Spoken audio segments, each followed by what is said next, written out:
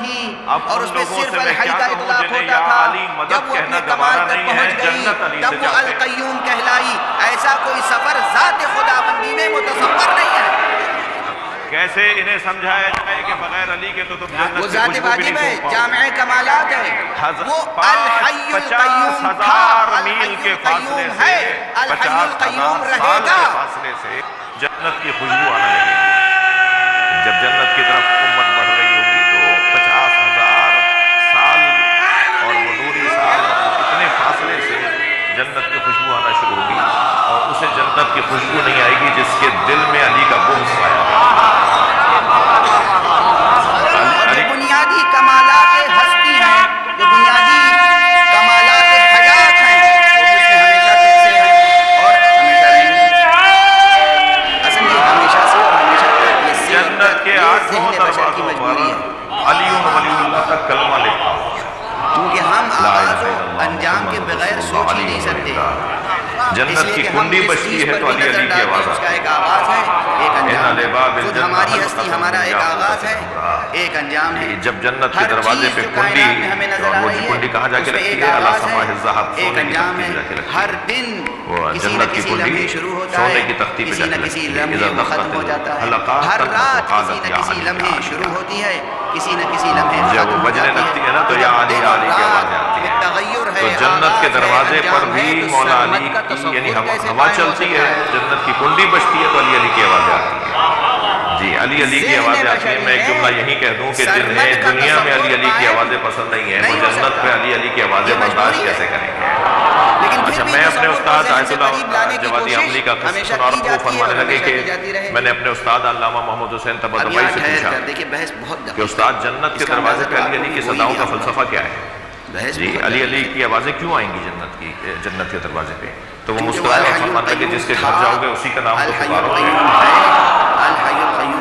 اللہ خالق جنت ہے، قسیم جنت علی، پھر درجہ کمال تک پہنچی۔ یہ جنت علی جامع والا کمالات تھا۔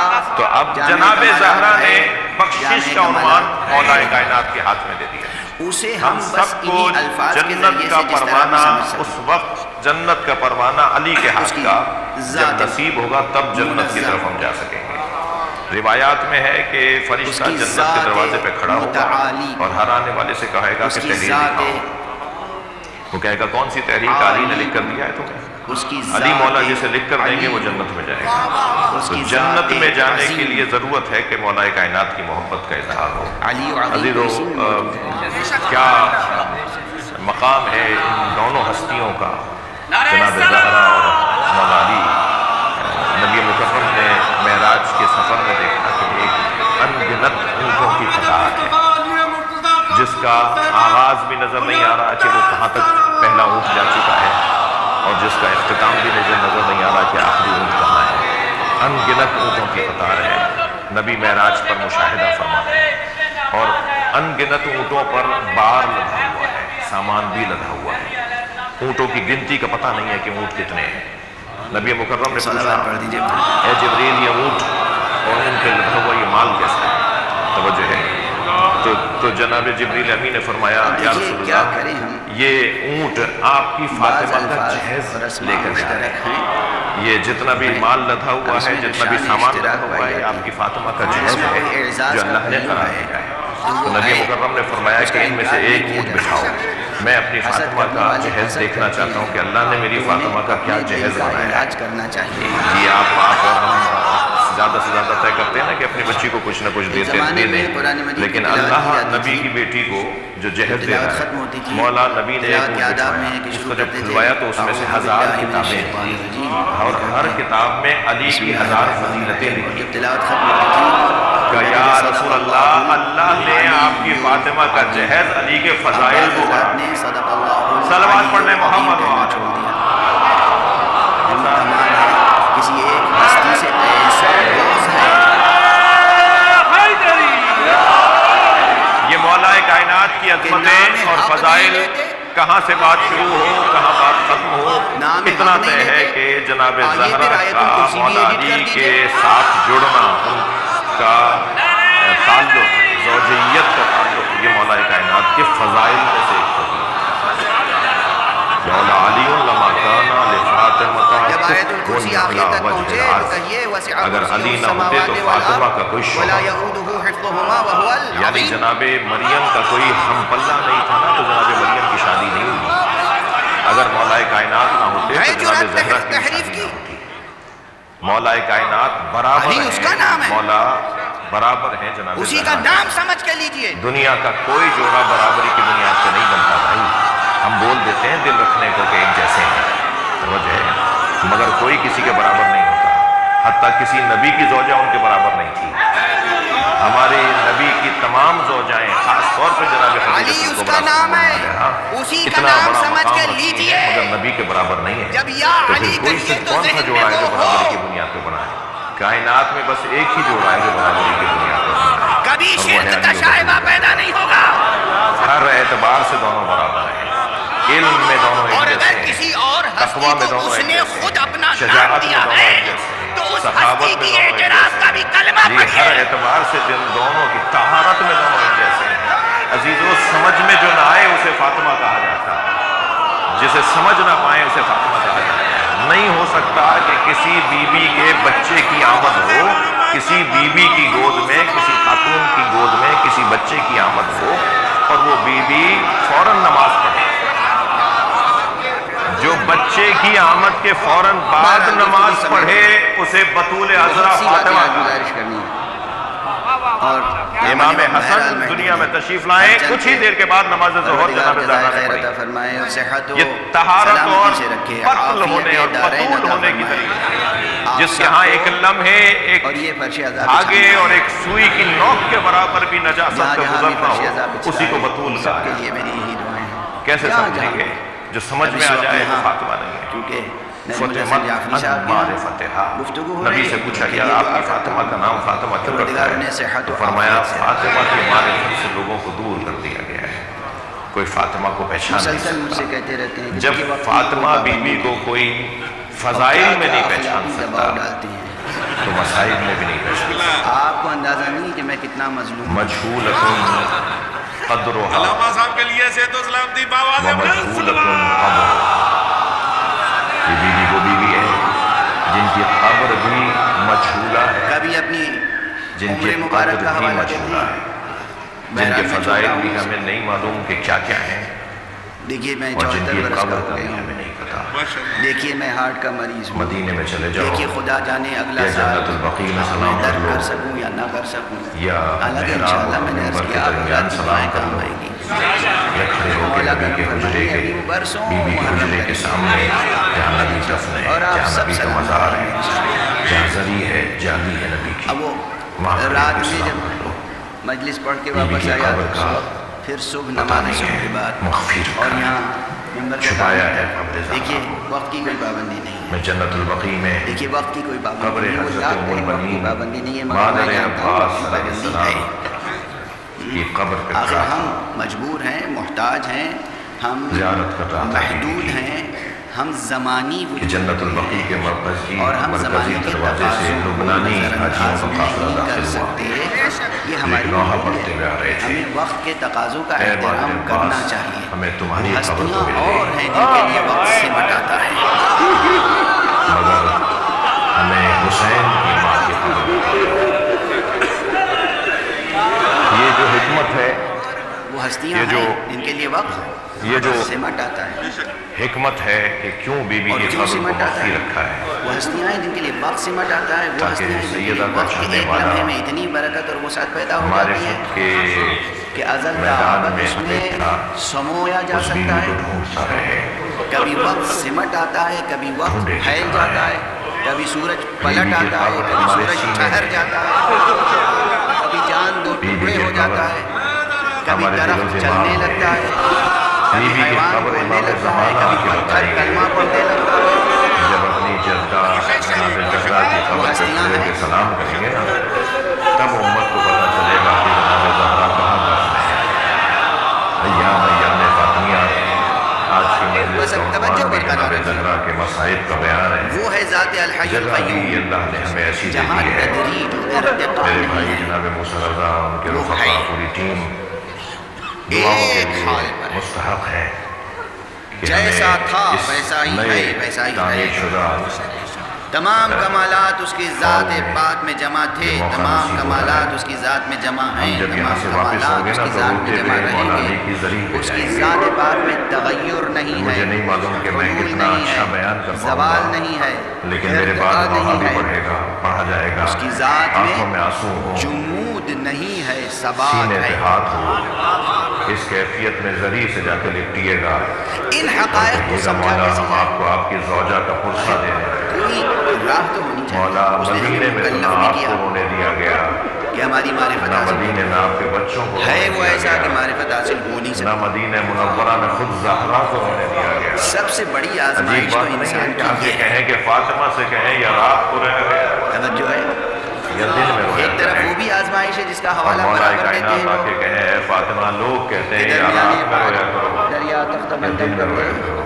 بعض میں پھر میری مولا نے شہر کے باہر ایک گھر بنوا دیا، آپ نے بی بیچوں بی بیچ دریا حسن کے بیچوں حسین کا بیچ ہاتھ پکڑ کے ہمیں لا کے کھڑا بیت کر دیا اور الرحزان آگے کے دیکھنا اندر خیال رکھنا مدینے کے دامن باہر دامن ایک میں حجرے میں جا کر اپنے بابا پہ گریا شکوہ کیا کرتے ہیں نا کہ کرتے دنیا میں بھیج سنیں کہ دیا دشمنوں اور نے دنیا وہ سے گھر بھی گرا دیا۔ دور رہنا جناب زہرا دنیا میں کی بھیجا اور کہا وطن دنیا میں سے تنہائی دیکھیے دور کہ رہنا اپنے ہی گھر عملاً میں یہ سیدہ سب سے بڑی تنہا آزمائش ہے اور میں نے ایک جملہ کہا کہ جناب یہ بھی زہرا کو آزمائش خود بھی رونے نہیں دیا گیا اور انسان ان کی کے آزمائش بچوں کو بھی جنازے میں رونے انسان کا موقع بنایا نہیں ہی ملا، گیا ہے آزمائشوں اس کے لیے کہ جب وصیت فرمائی نا کہ جو یا علی آزمائشوں مجھے سے رات کو گھبرائے وضو دیجیے گا، مجھے رات کو کفن پہنائیے گا، مجھے رات کو ہی دفن کر دیجیے گا، تو جب جنازہ تیار ہو گیا تو امیر انسان المومنین نے آزمائشوں کے لیے حسنین بنا سے گیا، فرمایا علمی آزمائش ہے، اگر فکری تمہارے آزمائش ہے، رونے کی عملی آوازیں آزمائش بلند ہے۔ ہو گئیں ایک تو عملی اہل آزمائش یہ ہے کہ محلہ کو دنیا میں معلوم ہو بھیجا جائے گیا گا اور کہ کہا گیا زہرا کا دیکھو جنازہ اٹھ رہا دنیا ہے۔ کے اسیر نہ میں ہو نے ایک عارف باللہ عالم دین سے حرم حضرت جو لوگ معصومہ خم میں ذرا یہ سا مسائل ایک سنے ذرا تھے۔ سا آیت بال اللہ برابر فاطمیہ فرق ہے۔ فرماتے ہیں جب سیدہ کا ادھر جنازہ تیار نظر چلی ہوا جائے تو کچھ تو اور کیفیت ہوتی ہے، حسنین ادھر دانتوں نظر میں چلی جائے تو آستینوں کچھ کو اور دبا کیفیت کے ہوتی روئے۔ ہے۔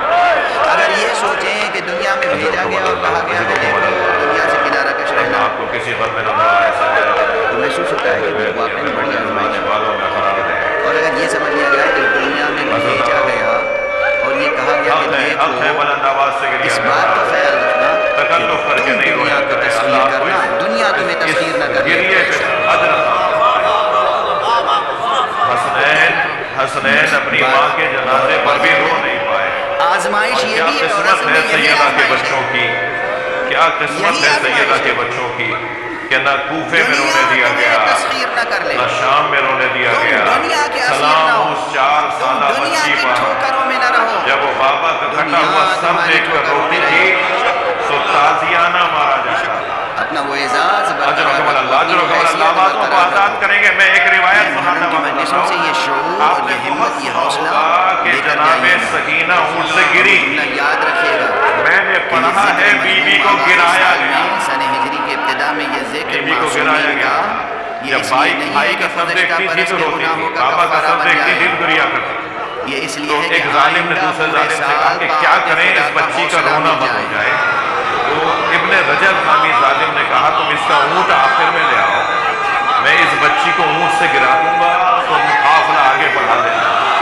جناب سکینہ کا دامن پکڑ کر ایک شخص نے بی بی کو اونٹ سے گرایا، یہ سمجھ کے قافلہ آگے بڑھا، بی بی دوڑتی نہیں آ رہی ہے، پھپھی اماں میں گر گئی، بھیا سید سجاد مجھے ساتھ لے جاؤ۔ کی پستی سر ہے حسین گریا یہ کرنے لگا۔ معصوم کے ذکر کے جناب ساتھ زینب نے پوچھا بھائی کس چیز نے رلایا؟ فرمایا بے میری ادبی ہے۔ سکینہ گر گئی۔ ادب کا جناب تقاضا یہ ہے، زینب نے ذوق اونٹ کی پہ بلندی کھانے کا تقاضا یہ انتظار ہے کہ نہیں اس کیا، ذکر کو طاعت کھڑے حق اونٹ سے کے خود کو لیے گرا ایک دیا ہمت اور اور اس طرف حوصلے گئی کا جہاں سے سرچشمہ قافلہ آ رہا تھا۔ سکینہ کہاں، سکینہ کہاں تو ہو؟ یہ شعور لے کے جائیں کہ آپ کو اس دنیا میں بھیجا گیا کیسے کس لے لیے؟ کر آئی ہیں اپنی بھتیجی آپ کو؟ دنیا تسخیر کریں، دنیا آپ کو تسخیر اجر و کمال نہ اللہ، کرے۔ اجر و کمال اللہ، حوصلہ کر کے حوصلہ کر کے گریا کریں گے۔ مجھے جلدی نہیں ہے، عملاً یہ آزمائش ہمیں پرسہ علمی دینا اعتبار ہے۔ سے کیا آزمائش ایام وہ سمجھ میں آنے فاطمیہ والی جناب ہے زہرا کی شہادت کے ایام ہیں۔ اور مکلف کیا گیا کہ ہمیں سمجھو جس ماں کے بچے چھوٹے ہو اور وہ دنیا سے ہمیں جا سمجھو رہی ہمیں جانو ہمیں تو پہچانو اسے ہماری سارا معرفت حاصل غم کرو اور اور پھر غم ہماری یہ ہوتا اطاعت ہے کرو کہ دیکھو میرے بے بچوں کا کیا معرفت کی ہوگا، اطاعت نہ کرنا میرے بچوں کا کیا ہوگا۔ جناب زہرا دنیا سے بے جا رہی علم اور بے ہیں، معرفت جناب کی زینب اطاعت کی 4 کوئی سال ارزش کی نہیں ہیں، ہے امام کوئی حسین قیمت 5 نہیں سال ہے کے ہیں، امام عالم حسن کی ایک 6 سال کے ہیں، جس ماں کے چھوٹے چھوٹے بچے ہوں وہ کیا کرے، کیسے جائے دنیا سے؟ تو آواز دے کر کہا یا علی میرے حسن کا خیال رکھنا، میرے حسن کا یہ مزاج ہے اجرکم اللہ، یا علی میرے حسین کا خیال رکھنا، میرے حسین کا یہ مزاج، میرے حسین کو پیاس بہت کہ دنیا میں رہتے ہوئے یا علی دنیا کے اجرکم اسیر نہ اللہ، ہونے اجرکم پائے، ویسے ہی اللہ، یا علمی علی سطح میرے پر، حسین کا روحانی خیال سطح پر، رکھنا، فکری یا سطح علی پر، میرے عقلی میری سطح زینب کا پر، خیال یہ ایک بڑی رکھنا، آزمائش ہے اور جب میری کہ زینب کی شادی ہونے نامتناہی لگے تو کو میری ذاتی چیزیں سمجھنے کی زینب کو کوشش دے کیا۔ دینا، اچھا جب اور جب مذہب میری کہتا ہے زینب کی کہ رخصتی جیسے ہونے ذرا لگے غور فرمائیں ہمارے تو میری جانب سے دانشور میری صاحب بچی کو رخصت کرتے ہوئے یہ مذہب جملہ کہتا ہے کہتے ہیں، اللہ کو سمجھنے کی مولا کوشش کائنات سے وصیتیں فرمائیں، پھر امام حسن کو حجرے میں بلایا اجرکم اللہ، اور فرمایا بیٹا حسن دیکھو تم بڑے بیٹے ہو، اپنے بابا کا خیال رکھنا، دیکھو میرے لال اپنے بھائی حسین کا، اپنی بہن زینب کا خیال رکھنا۔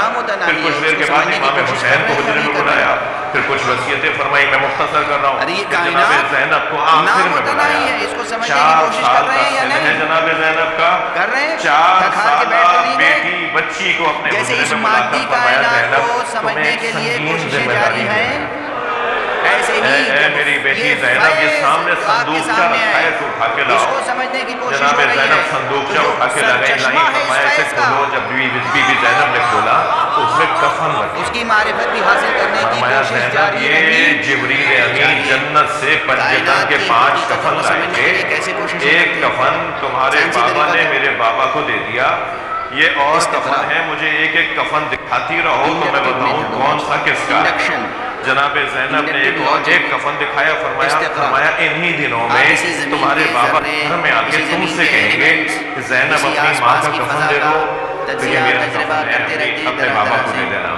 دوسرا کفن دکھایا، فرمایا بیٹا کچھ مدت کے بعد تمہارا بھائی حسین گھر میں آئے گا اور تم سے کہے گا بھائی حسن گھر میں آئیں گے، تم سے کہیں گے بابا علی کا کفن لا دو، تو یہ بابا علی کا کفن ہے۔ کچھ مدت کے بعد تمہارا بھائی حسین گھر میں آئے گا اور پھر یہ کفن کہے گا بھائی حسن کا کفن لا دو، تو یہ کفن حسن کا کفن ہے۔ سنیں گے سارے کفن بتا دیا، اب آخری کفن رہ گیا، تو جناب زینب نے یہی سوچا ہوگا نا کہ اب اماں بتائیں گی کہ یہ حسین کا کفن ہے، اماں کہیں گی یہ حسین کا کفن ہے، پہلے تو میں ہاتھ جوڑ کے جناب زینب ابھی بھی یہ کام تو گھر کی بڑی بیویوں کو دیا جاتا ہے، آپ جناب زینب کو بڑی سنگین ذمہ داری دے رہی ہیں۔ جب نہیں جناب زہرا کی آواز آئی میری زینب کا بڑا حوصلہ ہے، یہ 70 قدم کے فاصلے سے بھائی کو ذبح ہوتے دیکھے گی، یہ اپنے بھائی کے جگر کے ٹکڑے ٹچ میں گرتے رہے، آخری کفن رہ گیا، آخری کفن رہ گیا، امام حسن کا کفن بھی بتا دیا، بابا علی کا کفن بھی بتا دیا، اپنا کفن بھی بتا دیا، آخری کفن دیکھ کر جناب زہرا نے گریہ کیا، فرمایا یہ بھی حسن کا کفن ہے۔ تو کم سن تھی نا رونے والوں، آپ سے کہہ رہا ہوں کم سن تھی نا جناب زینب، تو فوراً فرمایا اماں بھائی حسین کا کفن کون سا ہے؟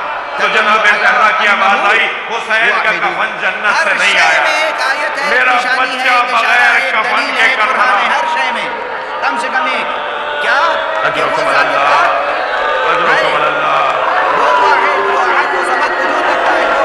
یا اللہ، ہر شے میں دلیل ہے، حرم امیر المومنین میں یہ گریہ کی آوازیں جب استقرائی ذہن اس نقطۂ نظر سے سوچنے لگے کہ ہمیں کائنات میں موجود تمام اشیاء کا مطالعہ کرنا ہے اور دیکھنا ہے کہ خالق کائنات میں کیا اوصاف پھر مدینہ چلیے، کچھ دیر پھر چلیے میرے ساتھ، اپنے ذہنوں کو مدینہ لے چلیے، تو پھر ہر شے پہ نظر ڈالیے، جہاں جو کمال نظر آئے سمجھیے یہ کمال ایک گھر سے دھواں اٹھ رہا ہے، مگر رونے والوں کو دھواں چولہے کے جلنے کا نہیں ہے، اس کا کمال، اس میں جو بھی کمال ہے اس ذات کا، اور دروازہ بھی معمولی دروازہ نہیں ہے جس پہ نبی کھڑے ہو کے سلام کرتے تھے، جس پہ سرکار کھڑے ہو کر اجازت مانگتے تھے، جس پہ جبریل امین، جس پہ ملک الموت آ کے اجازت مانگتا تھا، دروازہ وہ دروازہ ہے جس کو آگ لگا دی ہے، اب آدھا دروازہ جل چکا ہے مگر وہ دروازہ گر نہیں رہا، تو ایک ظالم نے اپنے غلام خود سے کہا اسے لات مار کے گرا دے، دروازے کے عقب میں دروازے کے پیچھے جناب زہرا کھڑی ہے، ایک شخص لات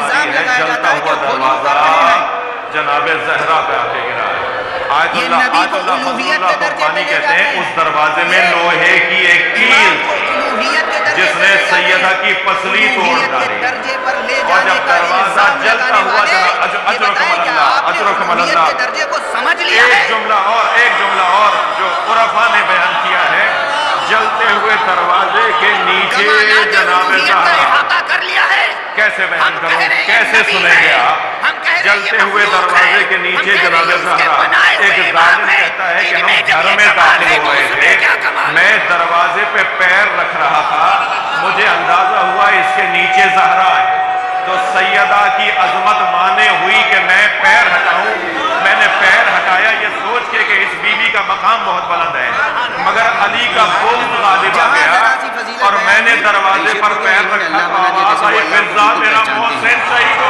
اور اللہ کی لمبائی چوڑائی سب نپی ہوئی ہے۔ فضا مجھے سنبھالو،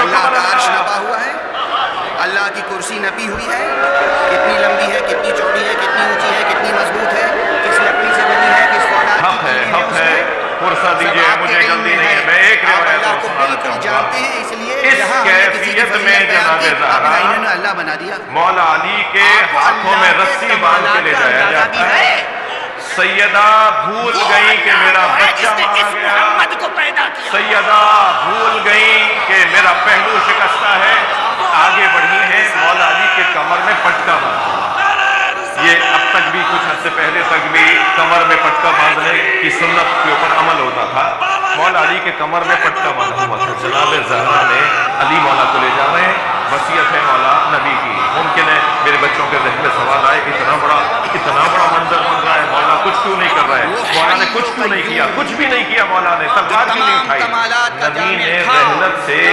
چند دن پہلے مولا علی کو بلا کے کہا جبریل اللہ کا سلام ہے اور جبریل اللہ کی طرف سے یا علی تمہارے لیے پیغام لایا ہے اور پیغام یہ ہے کہ تمہارے سامنے تمہاری زوجہ پہ ہاتھ اٹھایا جائے گا، جس کی کرسی تم احاطہ وعدہ کیے کرو ہوئے ہے، تلوار نہیں کس چیز کا احاطہ؟ مولا علی بیٹھے ہوئے تھے، کھڑے ہو گئے، فرمایا میں اللہ اور اللہ کے رسول کی خاطر عہد کرتا ہوں کہ میں تلوار نہیں اٹھاؤں، اجرکم اللہ، مولا علی کا نبی سے عہد تھا کہ تلوار نہیں اٹھانی، خون نہیں بہانا، اب جناب امیر المومنین کو لے جا رہے ہیں، مولا علی کو لے جا رہے ہیں اور جناب زہرا اٹھی ہیں اپنی جگہ سے اور اس پٹکے میں بی بی نے اپنا ہاتھ جا کے رکھا، یعنی اس پٹکے کو پکڑ لیا بی بی نے، سنیں گے سچ جملہ کہنے جا رہا ہوں، 3 لوگ تھے جو کھینچ رہے تھے، ایک زخمی زہرا کی جو روک رہی تھی، بی بی کے پیر زمین پہ خط بنا رہے تھے، ایک شخص نے تلوار کا دستہ جناب زہرا کے بازو پر مارا، سیدہ کا ہاتھ چھوٹ گیا، آواز آئی علی میں نے تمہیں اللہ کے حوالے، ہر وجود اپنی جگہ اللہ کے وجود پر ایک نشانی ہے، اس پہ کوئی اعتراض نہیں ہے، اور جب ہم کہتے ہیں کہ سب سے بڑی نشانی کون ہے اس پر بھی تو غور کیجیے، سب سے بڑی نشانی کون ہے؟ آخر ان نشانیوں میں کوئی درجہ بندی ہے؟ آپ جناب والا مفتی شعر اور فقیہ کفر اور علامہ بدعات، آپ سے میرا سوال ہے،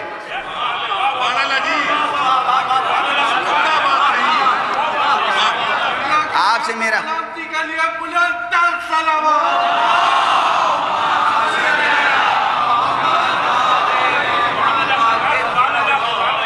آپ سے میرا سوال ہے، یہ بتائیے آپ کی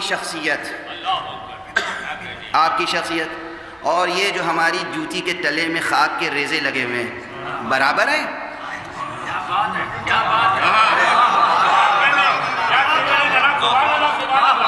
برابر ہے؟ یہ خاک کے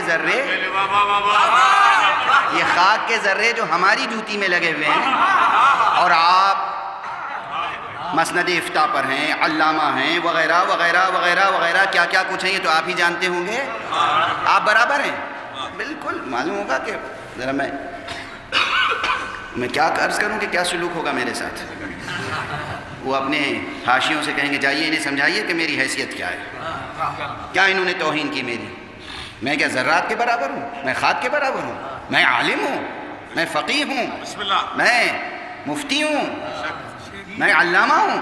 اچھا آپ اور یہ خاک کا ذرہ برابر نہیں ہے، آپ اور مصطفیٰ برابر ہیں.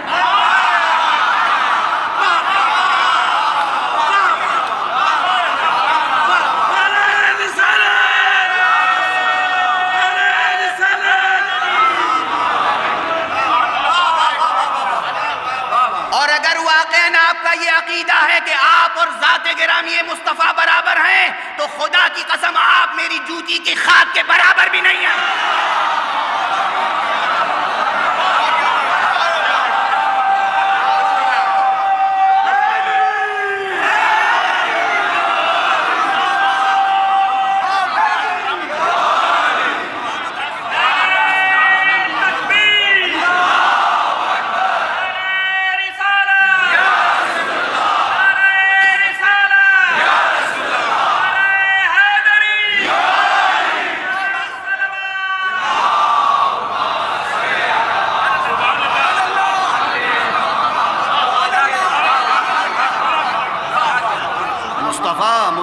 مصطفیٰ نور حق، نور اول، خلق اول، عقل اول،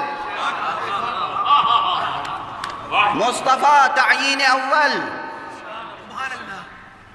مصطفیٰ صلی اللہ علیہ وآلہ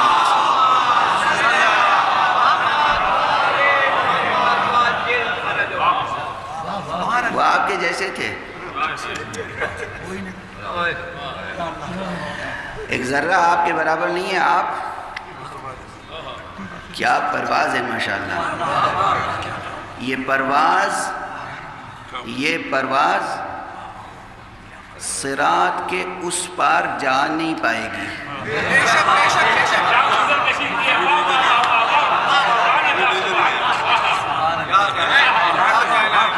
اور معلوم ہے صراط کے نیچے کیا ہے؟ جہنم کے بھڑکتے ہوئے شعلے. جہنم کے بھڑکتے ہوئے شعلے. صراط کے اس پار اگر جانا ہو تو کوئی اور پرواز چاہیے. اب زبان یہاں تک آگی، بے اختیار میں کوئی ارادتاً تھوڑی ہے، بے اختیار. صراط کے اس پار کون جائے گا؟ اگر یہ جاننا ہو تو حدیث کی کتابیں پڑھیے. ہماری حدیث کی کتابیں نہیں، ہماری حدیث کی کتابیں نہیں. آپ اپنی کتابیں بھی تو امانت داری سے پڑھیں. اپنی کتابیں بھی تو دیانت داری سے پڑھیں. چیلنج کر رہا ہوں، مسلمانوں کو گمراہ نہ کریں. اپنی کتابیں امانت داری سے پڑھیں، دیانت داری سے پڑھیں. ترجمہ کریں تو صحیح کریں، صحیح حدیث کو صحیح کہیں، جھوٹی حدیث کو جھوٹی کہیں.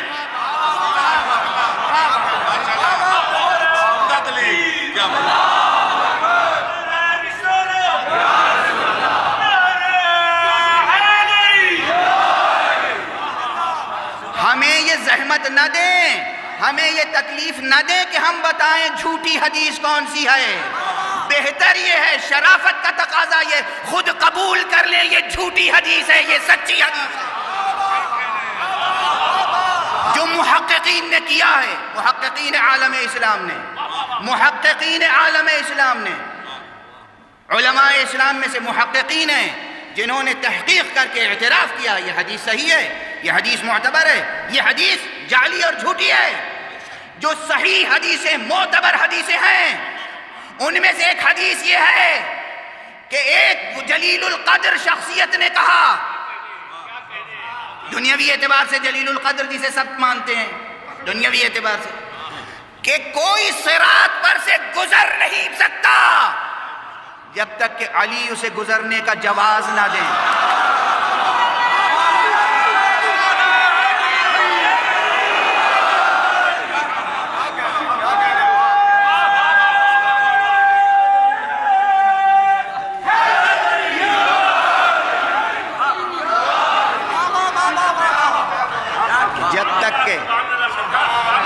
جب تک کہ امیر المومنین علی ابن ابی طالب لکھ کر نہ دیں، وہ صراط سے گزر نہیں سکے گا روز محشر. یہ حدیث مسلمانوں کی کتاب میں ہے. اس لیے ایسی پرواز نہ کریں کہ صراط پار نہ کر پائیں، ایسی پرواز نہ کریں۔ نور مصطفیٰ صلی اللہ علیہ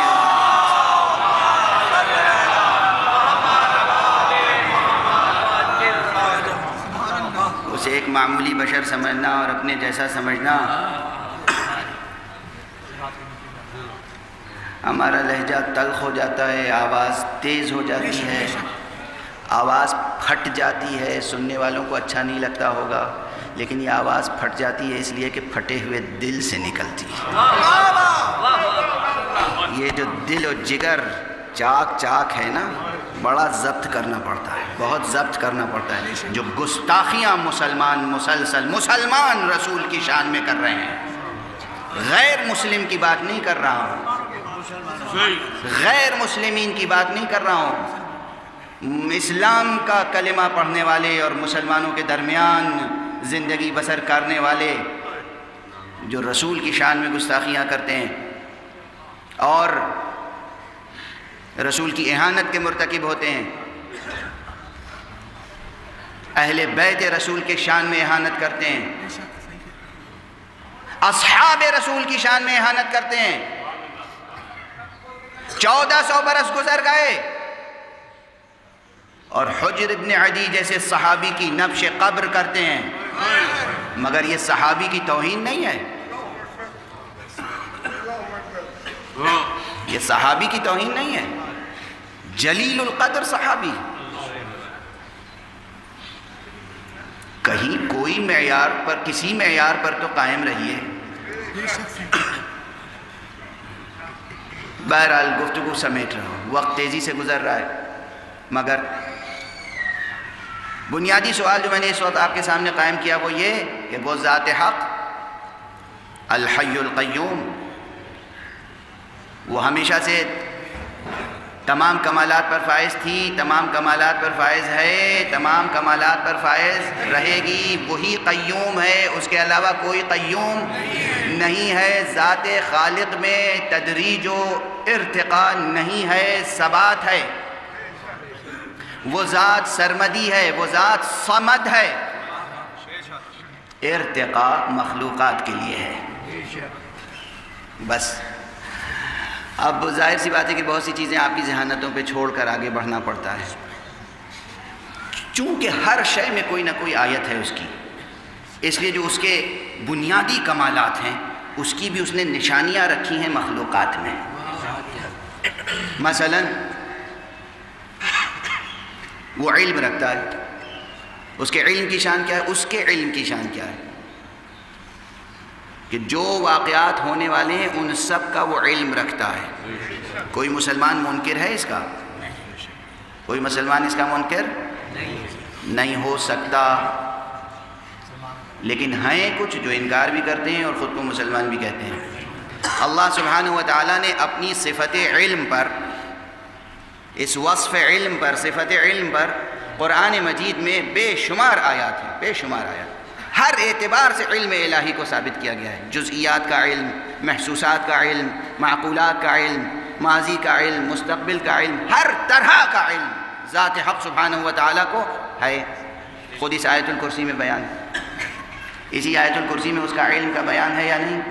یعلم ما بین ایدیہم وما خلفہم، علم حق کا بیان ہے۔ اب اس علم حق کے بیان کو تمام قرآن میں جہاں جہاں علم الہی کا بیان ہے سب سمیٹتے چلے جائیے، ایک انسائکلوپیڈیا بن جائے گی، ٹھیک ہے نا؟ ایک دائرۃ المعارف وجود میں آ جائے گی صرف موضوع علم الہی پر۔ اللہ کو ہر شے کا علم ہے، ہم سے کہا گیا اللہ پر یقین کرو، ایمان لاؤ، اللہ کی معرفت حاصل کرو، اللہ کو ہر شے کا علم ہے۔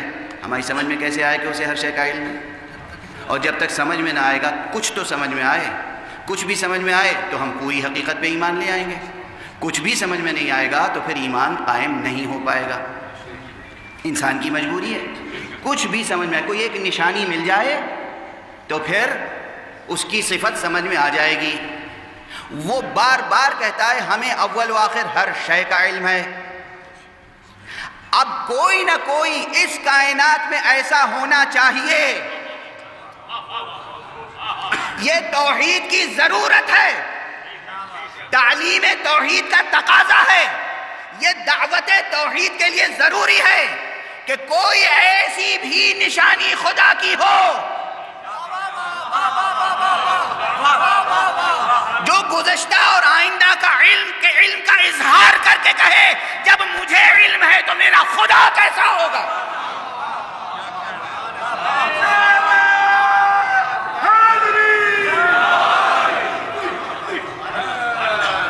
اسی لیے رسول اللہ صلی اللہ علیہ وآلہ وسلم نے فرمایا انا مدینۃ العلم، میں علم کا شہر ہوں۔ شہر اس لیے کہا کہ شہر میں احاطہ ہوتا ہے، شہر میں جامعیت ہوتی ہے، میں ہوں علم کا شہر۔ ادب مع اللہ یہ ہے، ادب مع اللہ یہ ہے کہ اپنے کو شہر کہا،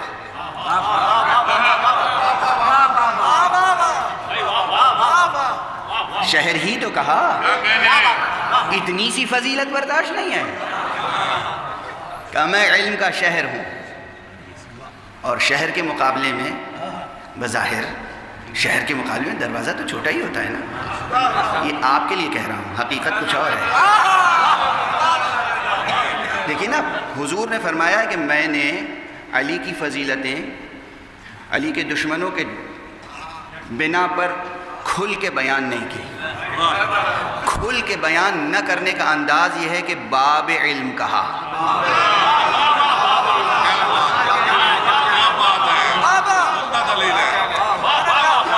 میں خود کو کہاں کھول کے بیان کیا، میں شہر علم ہوں، یہ علی علم کا دروازہ ہے۔ اور اس دروازے کی شان کیا ہے کہ یہ ممبر پہ آ کے کہتا ہے سلونی سلونی قبل ان تفقدونی، مجھ سے پوچھو جو پوچھنا چاہو، جو پوچھنا چاہو، کوئی تحدید نہیں۔ مجھ سے صرف فقہ کے سوالات پوچھنا، فلسفے کے نہ پوچھنا، یہ نہیں کہا۔ مجھ سے عقیدے کے سوالات پوچھنا، شریعت کے نہ پوچھنا، یہ نہیں کہا۔ مجھ سے دین کے سوالات پوچھنا، تاریخ کے نہ پوچھنا، یہ نہیں کہا۔ جو چاہو پوچھو، اپنا حسب پوچھو، نسب پوچھو۔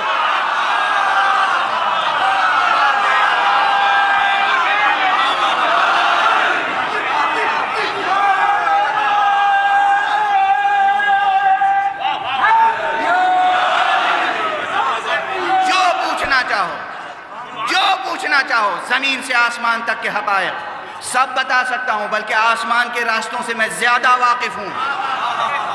ارے جبرائیل آتے جاتے تھے، علی کے لیے تو کہا نہیں جاتا آتے جاتے تھے، علی نے کہا کیسے کہ آسمانوں کے راستے سے میں زیادہ واقف ہوں۔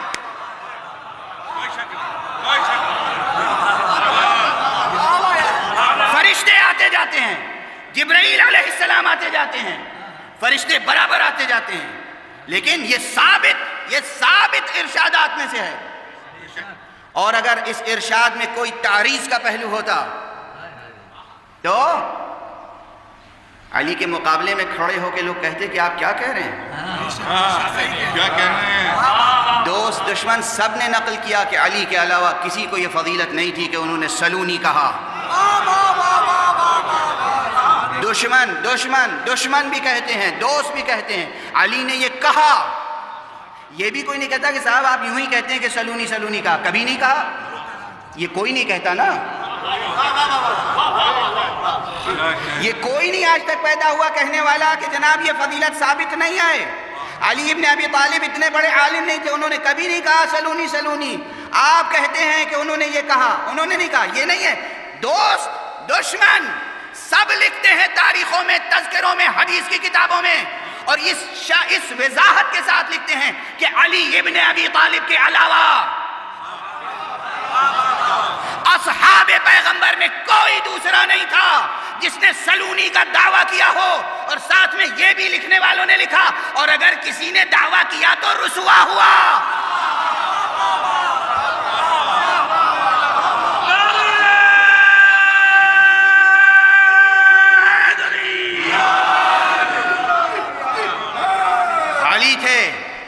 دعویٰ کیا اور سرخرو رہے، سرفراز رہے، جس نے جو سوال کیا جواب دیا۔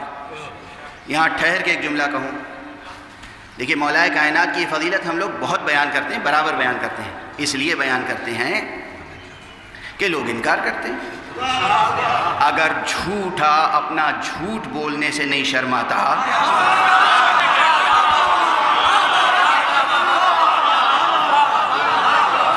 تو سچے کو سچ دہرانے میں شرمانا نہیں چاہیے۔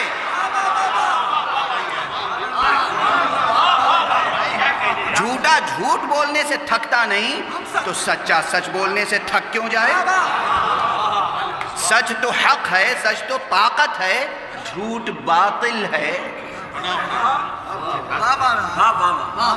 ہم دہراتے رہیں گے چونکہ انکار کیا جاتا ہے مولا علی کی فضیلت کا، اس لیے ہم دہرائیں گے۔ مولا علی نے فرمایا سلونی سلونی، صرف مولا نے فرمایا، دنیا کا اعتراف ہے کہ مولا نے فرمایا، اور مولا کے علاوہ جب کسی نے مولا کی نقل کی تو رسوا ہوا۔ اور یہ ایک مسئلے میں نہیں ہے، سن لیجئے، جس مسئلے میں بھی ہو، جس نے علی کی جب بھی نقل کی رسوا ہوا۔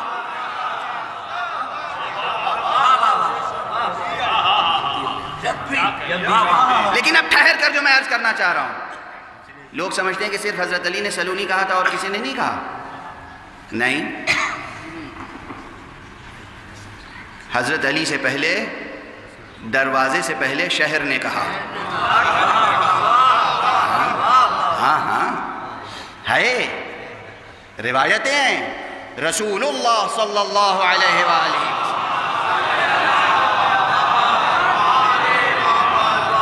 حضور نے بھی منبر پر ایک مرتبہ فرمایا مجھ سے جو پوچھنا چاہو پوچھ لو، یہاں تک کہ میں تمہارے حسب و نسب سے بھی واقف ہوں۔ رسول کا ارشاد ہے۔ اور ایک شخص کھڑا ہوا، اس نے کہا یا رسول اللہ بتائیے میرے والد کا نام کیا ہے، میں کس کا بیٹا ہوں؟ رسول نے کہا کہ تو جس سے منسوب ہے اسی کا بیٹا ہے۔ جب وہ گھر گیا تو اس کی ماں نے کہا کیا تو مجھے رسوا کرنا چاہتا تھا؟ تجھے میرے کردار پہ شبہ تھا؟ کہا نہیں، شبہ نہیں تھا، ایسا نہیں تھا، میں رسوا نہیں کرنا چاہتا تھا، روایت پوری اسی طرح ہے۔ مگر میں نے رسول سے پوچھا اپنے اطمینان قلب کے لیے۔ ایک دو نے سوال کیا تھا کہ کچھ لوگوں نے کہا یا رسول اللہ آپ تو رحمت للعالمین ہیں، اس کے معنی یہ تھے کہ یا رسول اللہ ہم تک بات آنے سے پہلے یہ خطبہ تمام کر دیجیے۔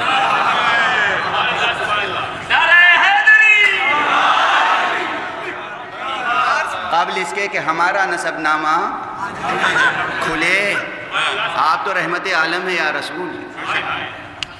حضور خاموش ہو گئے، منبر سے اتر آئے۔ یہ ہے، یہ میں نے واقعہ اس لیے نقل کیا، یہ روایت اس لیے نقل کی کہ علی سے پہلے اگر کسی نے سلونی کہا تو وہ رسول ہیں، رسول کے علاوہ کسی نے سلونی نہیں کہا، رسول کے علاوہ اگر کسی نے سلونی کہا تو وہ جان رسول علی ہے۔ اور تاریخ میں آگے بڑھیے، ایک سلونی کہنے والا اور ہے، امام جعفر صادق علیہ السلام۔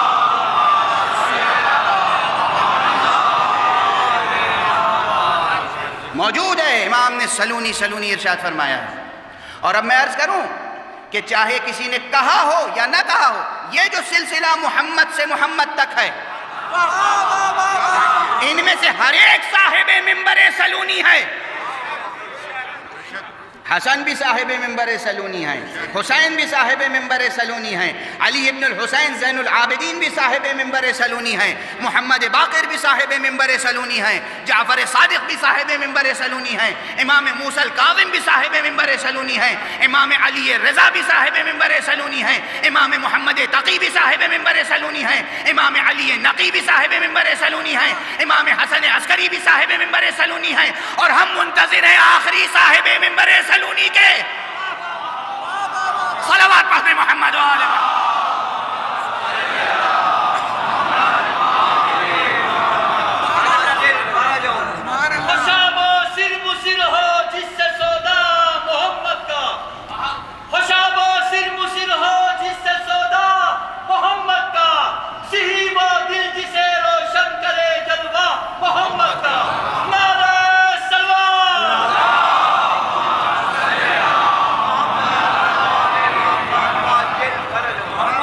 بلند تر صلوات پڑھ دیجئے محمد۔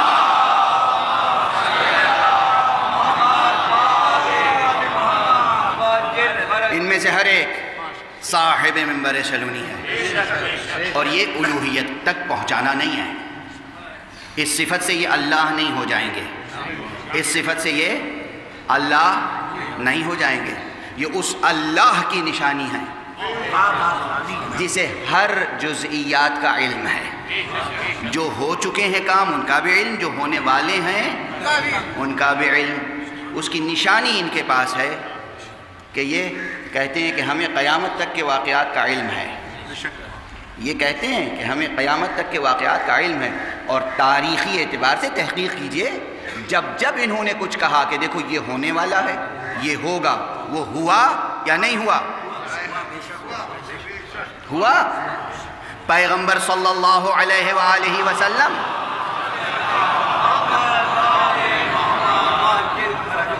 کہ دلائل میں سے، دلائل نبوت میں سے، نبوت خاصہ کی جب بحث ہوتی ہے کہ حضور کی نبوت کی کیا دلیلیں ہیں،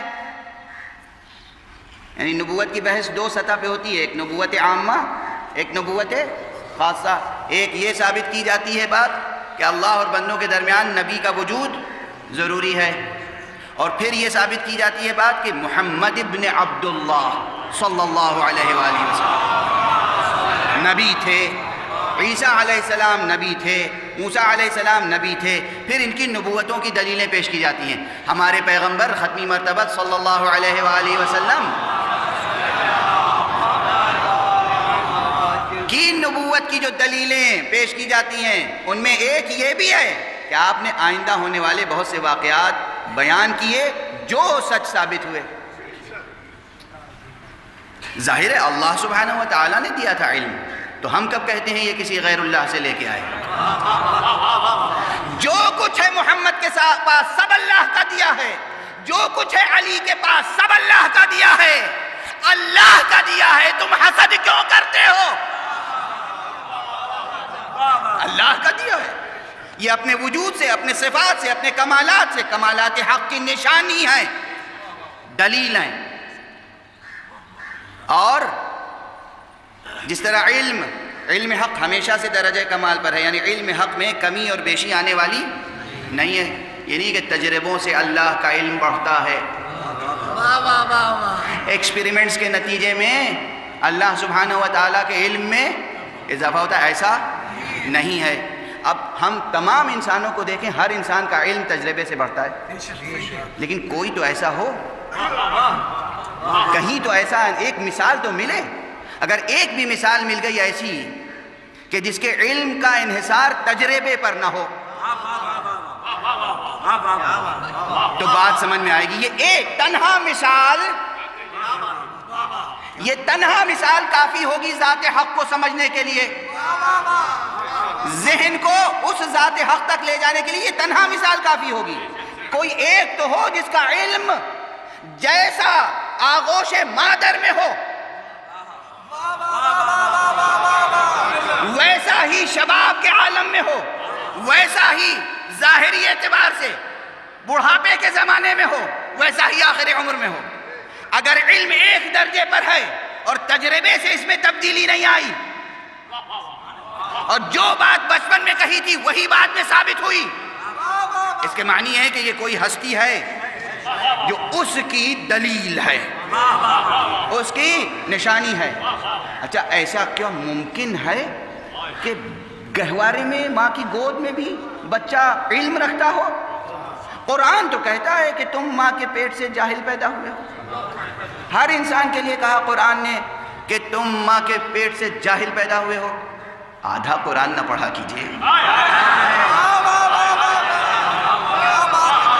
جس قرآن میں یہ لکھا ہے کہ انسانوں تم ماں کے پیٹ سے جاہل پیدا کیے گئے ہو، اسی قرآن میں یہ لکھا ہے کہ اللہ نے جب عیسیٰ کو پیدا کیا تو جاہل نہیں عالم پیدا کیا۔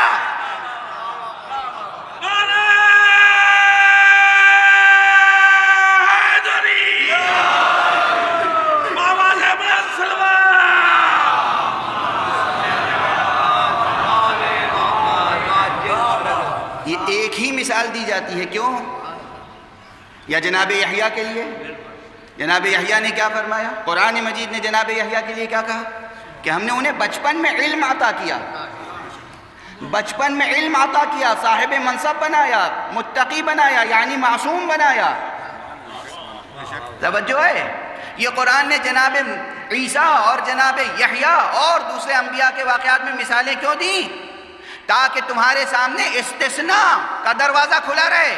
تمام انسان ماں کے پیٹ سے جاہل پیدا کیے جاتے ہیں، مگر کچھ ایسے ضرور ہیں جو جاہل پیدا نہیں کیے جاتے۔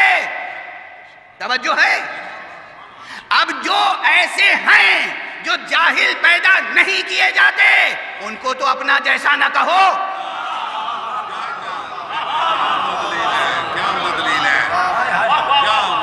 اپنا جیسا نہ کہنا، اور اگر تم نے اپنا جیسا کہا تو یہ قرآن کی تکذیب ہے، اور اگر قرآن کی تکذیب ہے تو اسی کا نام کفر ہے۔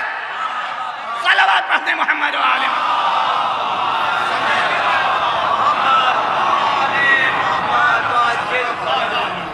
قرآن کو نہ جھٹلاؤ، قرآن کی تکذیب نہ کرو، اور یہ بتا دو اپنے معاشرے پر نظر نہ ڈالنا۔ تمہارے اور ہمارے معاشرے میں تو یہ ہوتا ہے کہ جس کے پاس پیسہ زیادہ ہو وہ امام بنا دیا جاتا ہے، یا جس کے پاس طاقت زیادہ ہو دنیاوی، جس سے لوگ ڈرتے ہوں، اسے امام بنا دیا جاتا ہے۔ بلکہ ایک اصول بنا لیا ہے آپ نے کہ اگر کوئی ڈرا دھمکا کے بھی امام بن جائے تو مان لو کہ امام ہے۔ اصول ہے اصول ہے اصول، اس سے کیا کیا جائے؟ یا آپ کے تعلقات ہمارے زیادہ ہیں تو تعلقات کی بنا پر آگے بڑھا دیا جائے گا، امام بنا دیا جائے گا۔ ذاتی دوستیاں وغیرہ وغیرہ، نہ جانے امامت کے معیار میں کیا کیا کچھ داخل ہے۔ لیکن اللہ سبحانہ و تعالیٰ سے یہ بات ممکن نہیں ہے کہ وہ غیر افضل کو افضل بنا دے، افضل کے درجے تک پہنچا دے، امامت بخش دے۔ اور اگر کہیں محمد عربی صلی اللہ علیہ وآلہ وسلم سید المرسلین خاتم النبیین صلی اللہ علیہ وآلہ وسلم کو تمام اولو العزم انبیاء کے آگے کھڑا کیا گیا کہ آپ امامت کریں، تو اس کے معنی ہے کہ ان کی ذات میں باقی تمام انبیاء اور مرسلین کی نسبت سے فضیلت زیادہ ہوگی۔ تو جب آپ عیسیٰ کو اپنے جیسا نہیں کہہ سکتے، یحییٰ کو اپنا جیسا نہیں کہہ سکتے، تو محمد مصطفیٰ کو کس منہ سے اپنا جیسا کہتے ہیں؟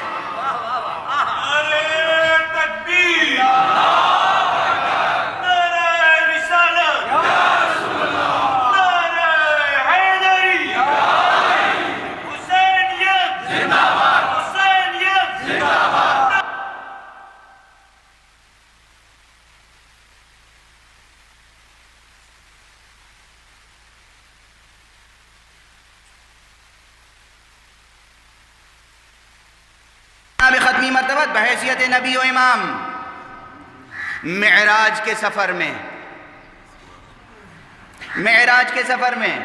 ایک منزل وہ آتی ہے جہاں تمام انبیاء جمع ہوتے ہیں، نماز ہوتی ہے با جماعت، پیغمبر ختمی مرتبہ تشریف فرمائیں، خود سے آگے نہیں بڑھتے،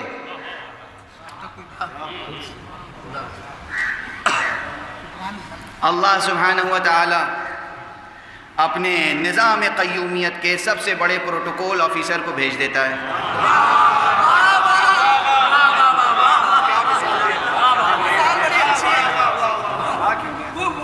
اس کا اپنا ایک مرتبہ ہے، حضرت جبرائیل علیہ السلام کا اپنا ایک مرتبہ ہے، ایک دبدبہ ہے، ایک حیثیت ہے، ایک شان ہے۔ کوئی گستاخی نہ کرے جناب جبرائیل کی شان میں، مگر جو حیثیت ہے بس وہی ہے نا۔ جناب جبرائیل آگے بڑھتے ہیں، اللہ نے بھیجا ہے یا رسول اللہ آپ آگے بڑھیے۔ جناب ابراہیم میرے دادا ہیں، جد، یہ جناب موسیٰ ہیں، وہ جناب عیسیٰ ہیں۔ کہا ہاں یہ سب ہیں مگر امامت آپ کریں گے۔ اب بتائیں مسلمان کہ جب جناب عیسیٰ ہمارے جیسے نہیں ہو سکتے، اس لیے کہ ہم ماں کے پیٹ سے جاہل پیدا ہوئے۔ عیسیٰ ماں کے پیٹ سے پیدا ہوتے ہی انہوں نے کیا اعلان کیا؟ اللہ نے مجھے کتاب عطا کی ہے، مجھے نبی بنا کے بھیجا ہے، میری تائید فرمائی ہے روح القدس سے، تو وہ آپ کے برابر نہیں ہے۔ اور ان کی امامت کون کر رہا ہے؟ محمد عربی صلی اللہ علیہ وسلم۔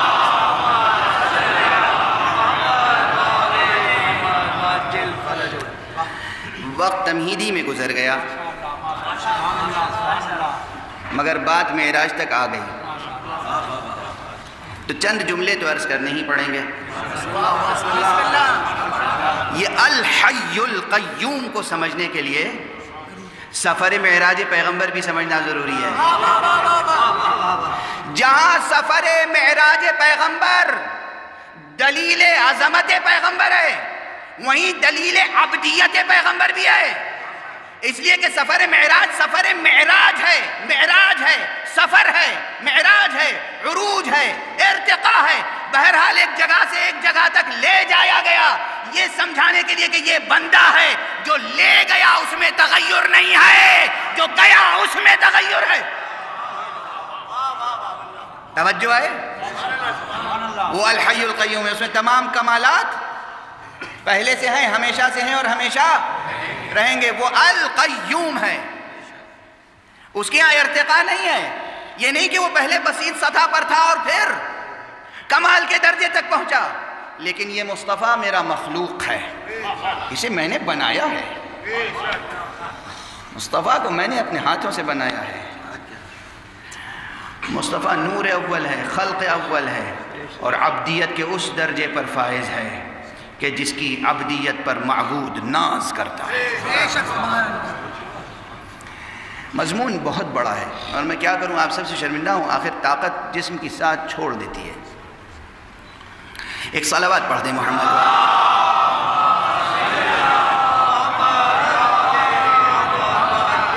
دیکھیے، معراج کے بارے میں اس عشرے کے ابتدائی میں پہلی اور دوسری تقریر میں بھی اشارات آ گئے تھے۔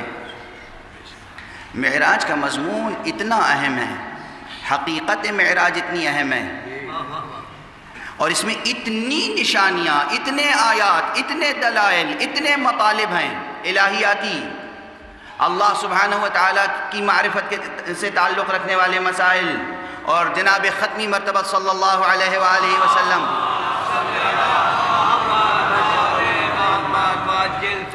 کے مراتب اور کمالات اور ان کی شان کو سامنے لانے والے معاملات اور مسائل، اور اس کے بعد جو سلسلہ ہدایت باقی رہنا ہے اس کے تعلق سے۔ اس لیے معراج کا موضوع اور مضمون بہت اہم ہے، اور اس پر مجھے خیال آتا ہے کہ کم سے کم 20-22 تقریریں تو معراج پر کر چکا ہوں، لیکن ابھی تک معراج کا مضمون مکمل نہیں ہو سکا، اور وہ ہو بھی نہیں سکتا، لیکن جتنا ہو سکتا تھا وہ بھی نہیں ہو سکا۔ معراج مصطفیٰ آغاز سے اور نقطہ کمال تک ہر مقام پر غور طلب ہے، آیات ہیں، نشانیاں ہیں، لیکن قبل اس کے کہ بالکل دامن وقت تنگ ہو جائے، اور دامن وقت تو شاید تنگ نہ ہو، لیکن ہماری طاقت بالکل ساتھ چھوڑ دے، اس سے پہلے میں چند مطالب تیزی سے عرض کر دوں آپ کے سامنے۔ یہ بتائیں، ساری جزیات چھوڑ رہا ہوں، بنیادی بات یہ ہے کہ حق سبحانہ و تعالیٰ نے حضور کو بلایا۔ اہمیت اس کی یہ ہے کہ امام جعفر صادق علیہ السلام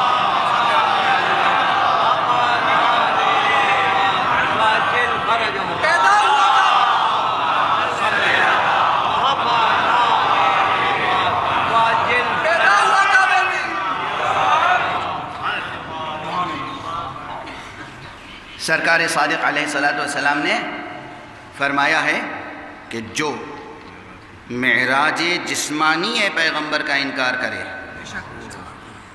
وہ کافر ہے، کفر ہے، یہ کفر ہے، تکذیب قرآن ہے۔ قرآن کیا کہتا ہے؟ پیغمبر نے تھوڑی دعویٰ کیا ہے کہ میں گیا، اور اگر وہ بھی دعویٰ کرتے تو مجال تھی کسی میں کہ اشکال کرتا. اگر حضور فرماتے کہ میں معراج پر گیا تو کسی کو اعتراض کی گنجائش تھی سوائے کافروں کے؟ سوائے کافروں اور مشرکوں کے کسی مسلم کی مجال ہے پیغمبر فرمائے کہ میں گیا اور وہ شک کرے، شبہ کرے، تأمل کرے، تردد کرے، انکار کرے؟ پیغمبر کہے میں گیا، پیغمبر کہے میں گیا اور وہ اس کا ترجمہ کرے کہ پیغمبر نے خواب دیکھا.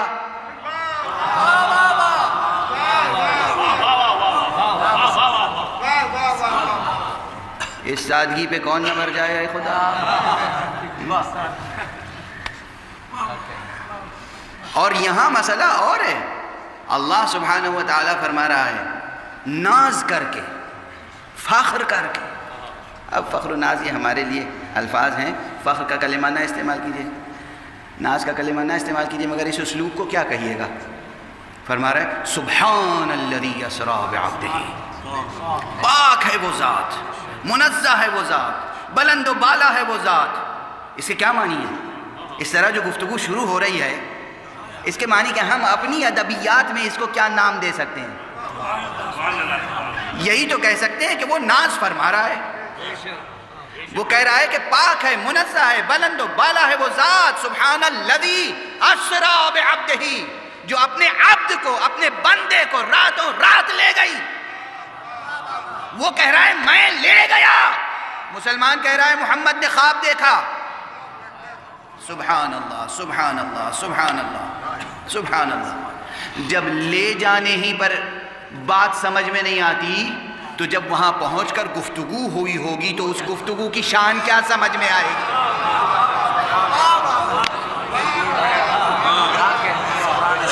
کس کے سامنے کیا پڑھیے کیا نہ پڑھیے، کیا بیان کیجئے کیا بیان نہ کیجئے. توجہ ہے؟ ظرف لوگوں کے کتنے اتھلے ہیں، لوگ کتنے اوچھے ہیں. ایسے لوگوں کو اوچھا کہنے پر یہ لفظ اوچھا میرے خلاف توہین کا مقدمہ قائم کر سکتا ہے. کیسے رقیق لوگ ہیں، کیسے ذلیل لوگ ہیں. رسول اللہ صلی اللہ علیہ وسلم. مجھے معلوم ہے دونوں طرح سے جان چھوٹے گی نہیں. جب میں بہت موٹے موٹے الفاظ استعمال کرتا ہوں اس پر بھی اعتراض ہوتا ہے. اب یہ بھی ہوگا دیکھیے اب یہ ممبر سے ذلیل بھی کہنے لگے، رقیق بھی کہنے لگے، اوچھا بھی کہنے لگے، اس پر بھی اعتراض ہوگا. تو آپ کی عادت ہے اعتراض کرنا، آپ کرتے رہیے. ہماری عادت ہے اعتراض برداشت کر لینا، ہم برداشت کرتے رہیں گے. مگر جو لوگ دشمن پیغمبر ہوں ان کے لیے کیا کہا جائے کچھ سمجھ میں نہیں آتا.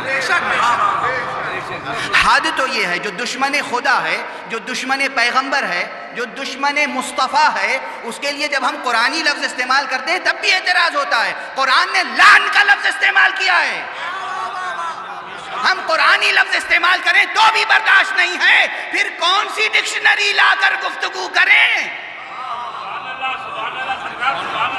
سبحان اللہ جی، سبحان اللہ، بسم اللہ. مصطفیٰ، شان مصطفیٰ، معراج مصطفیٰ، یہیں سے اختلاف. اللہ کہہ رہا ہے میں لے گیا اور مسلمان کہہ رہا ہے رسول نے خواب دیکھا. خدا کی قسم، یعنی یہ صراحت سبحان الذی اسری بعبدہ. کیا کہنا اس پروردگار کا جو اپنے بندے کو لے گیا. یاد رکھیے گا جملہ، جب یہ پہلا پوری معراج تو ہو ہی نہیں سکتی، وقت ختم ہو چکا ہے. 2 جملہ کہوں گا اور باب مصائب میں گفتگو داخل ہو جائے گی. ہمیں معلوم ہے آج 9 محرم ہے، آپ سب تڑپ رہے ہیں گریہ کرنے کے لیے، ماتم کرنے کے لیے.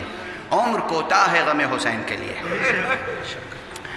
لیکن ابھی ذرا ضبط کر لیں، ذرا ضبط کر لیں. پہلا ہی مرحلہ اللہ کہہ رہا ہے میں لے گیا. ابھی کیسے لے گیا، کس طرح لے گیا، کن وسائل سے لے گیا، کیا اصول کار فرما تھے، براق کی ماہیت و حقیقت کیا ہے. حضرت جبرائیل اس شب تشریف لائے براق لے کر، حضور کو بیدار کیا، لے گئے، صحن حرم سے لے گئے یا بیت جناب ام ہانی سے لے گئے. ہر مرحلے پر ایک بحث طلب، تحقیق طلب، باب کھلا ہوا ہے.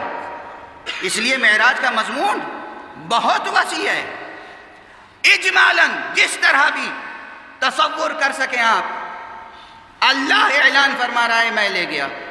روایتیں اس کی تفصیلات پیش کر رہی ہیں کہ حق سبحانہ و تعالیٰ نے حضرت جبرائیل علیہ السلام کو بھیجا، براق بھیجا اور آپ تشریف لے گئے، اور پھر ان منازل اور ان مراحل کا بیان ہے جو آپ نے مشاہدہ فرمایا، دیکھا، کیا کیا دیکھا، جنت کے مناظر دیکھے، جہنم کے مناظر دیکھے، لوگوں کو معذب ہوتا ہوا دیکھا، لوگوں کو متنعم ہوتا ہوا دیکھا نعمات الہیہ سے، انبیاء سے ملاقات ہوئی، انبیاء کو نماز پڑھائی، عروج کی منزل آئی، معراج کی منزل آئی، اسرا سے آگے بڑھے، اور آخری منزل کیا تھی اگر یہ سب بیان کر دیا جائے؟ ایک منزل وہ آئی کہ جہاں کہا جاتا ہے، ہم نہیں کہتے، روایت نہیں کہتی، قرآن کیا کہتا ہے؟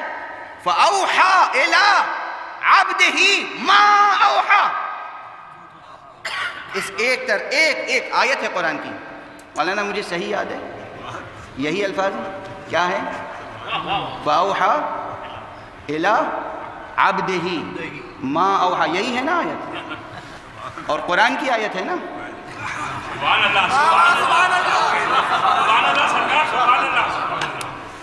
یہ روایت کا کوئی ٹکڑا تو نہیں ہے، یہ کسی شاعر کے قصیدے کا مصرع تو نہیں ہے، قرآن کی آیت ہے۔ کیا آغاز یہ ہے سبحان الذی اسرا، کیا کہنا اس کا جو لے گیا اپنے بندے کو راتوں رات، اور دوسری جگہ کہہ رہا ہے یہ بھی ایک ناز کا انداز ہے، یہ بھی ناز کا انداز ہے، اور پھر اس نے اپنے بندے پر وحی کی جو وحی کرنا چاہا، اس نے وحی فرمائی۔ فَأَوْحَى إِلَىٰ عَبْدِهِ مَا أَوْحَى، جو اس نے اپنے بندے سے گفتگو کرنا چاہی، گفتگو کی۔ توجہ ہے، اب اگر کسی کو آپ بلائیں، کوئی صاحب بلائیں، بڑا چھوٹا کوئی بھی کسی کو بلائیں، مہمان، آپ کے پریزیڈنٹ صاحب کسی کو بلائیں، وزیر اعظم صاحب کسی کو بلائیں، گورنر صاحب کسی کو بلائیں اور گفتگو کیے بغیر واپس کر دیں، یہ ممکن ہے؟ سماجیاتی اعتبار سے، اخلاقی اعتبار سے ممکن نہیں ہے۔ ایک عبث عمل ہوگا، بلایا اور گفتگو بھی نہیں کی۔ وہ حق سبحانہ و تعالی بلا رہا ہے، ہاں تو ہو بھی سکتا ہے چلیے وہ بلایا تھا، مگر جیسے ہمارے حالات ہیں، ہمیشہ ہنگامی حالات میں تو ہم زندگی بسر کرتے ہیں، ہمیشہ ہنگامی حالات ہوتے ہیں، میں کچھ کہہ نہیں سکتا۔ منسٹر صاحب تشریف فرمائیں، چیف جسٹس صاحب تشریف فرمائیں، اور حضرات سب لا اینڈ آرڈر کو جاننے والے بیٹھے ہوئے ہیں، یہ تجربہ کار کمشنر صاحبان تشریف فرمائیں۔ اب بتائیے کہ ہنگامی حالات بھی، ہاں بلایا تو تھا مگر وہ اچانک کچھ ایسا ہو گیا کہ گفتگو نہیں ہو پائی اور میٹنگ کینسل ہو گئی۔ نہیں، وہاں بلایا بھی، اس کا بھی اعلان، گفتگو ہوئی، اس کا بھی اعلان۔ کوئی کہہ نہیں سکتا کہ صرف مناظر دیکھنے کے لیے بلایا تھا، یہ کوئی کہہ نہیں سکتا کہ صرف مناظر جنت دکھانے کے لیے بلایا تھا، جہنم دکھانے کے لیے بلایا تھا، آسمانوں کی سیر کرانے کے لیے بلایا تھا، اور بس اس کے آگے کوئی بات نہیں تھی۔ ارے وہ دکھانے کے لیے تھوڑی بلایا تھا، اس لیے کہ جو چیز ان کے سامنے بنی ہو،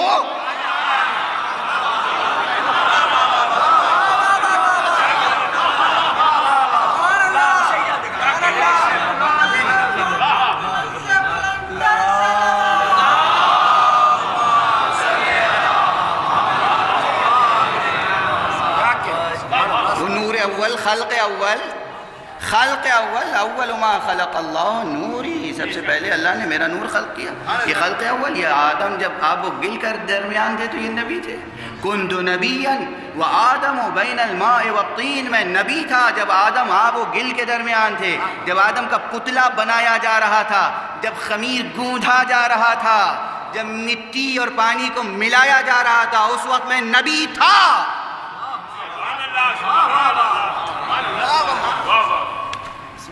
تو اب یہ کہا جائے کہ معراج کا سبب یہ تھا کہ جناب آدم سے ملاقات کرانی تھی،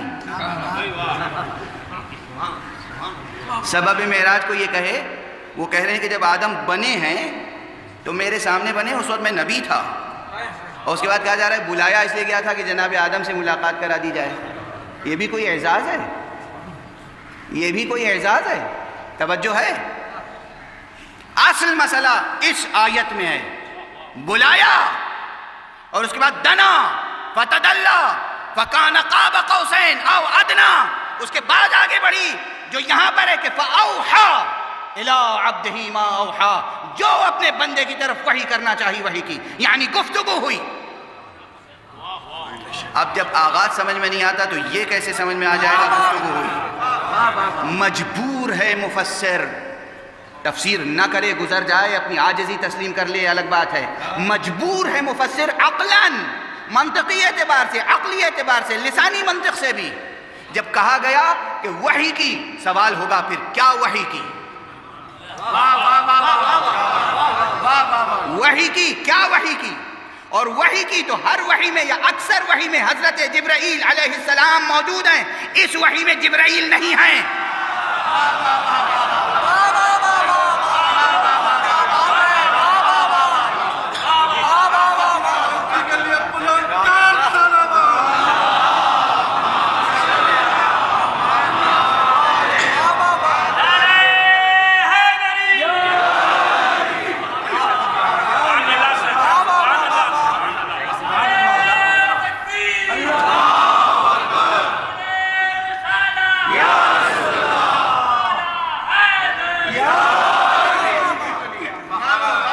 جس طرح میں پڑھنا چاہتا ہوں نا معراج، اب بالکل وقت نہیں ہے، اور جس طرح سننا چاہتے ہیں آپ حضرات اس کے لیے بھی وقت نہیں ہے، لیکن اس لیے کہ بس طاقت ساتھ چھوڑ رہی ہے، بس ذہن کو قریب لے آؤں اس منزل کے۔ دیکھیے قہری طور پر گفتگو ہوئی، حضرت جبرائیل یہاں نہیں ہے اس لیے کہ وہ پہلے ساتھ چھوڑ چکے ہیں۔ مقام قاب قوسین او ادنا سے پہلے جناب جبرائیل نے کہا میری حد یہیں پر ہے، اس کے آگے آپ جائیں، کیا بات ہے، اس کے آگے آپ تشریف لے جائیں، اس لیے کہ یہاں سے اگر اب میں، جناب سعدی شیرازی فرما چکے ہیں، اگر یک سرے منہ یہ برتر پرم فروغ تجلی بسوزد پرم، اگر یہاں سے میں ایک بال کے برابر بھی آگے بڑھ جاؤں تو تجلی کا فروغ یہ ہے کہ میرے بالوں پر جل کے رہ جائیں۔ حضرت جبرائیل علیہ السلام ان کا بہت بڑا مرتبہ ہے، امین وحی ہیں، مگر تجلیوں کا ایک خاص دائرہ ہے جہاں محمد جا سکتا ہے، جبرائیل نہیں جا سکتے۔ صلوات پڑھیں محمد و آل محمد۔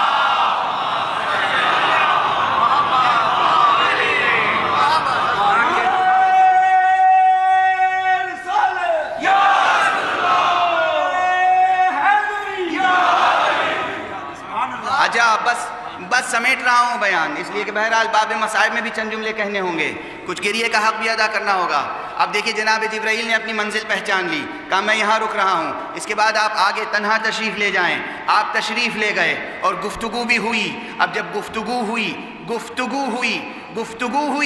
تو کچھ الفاظ ہوں گے، کچھ جملے ہوں گے، کوئی آواز ہوگی، کوئی لہجہ ہوگا، کوئی بات ہوگی۔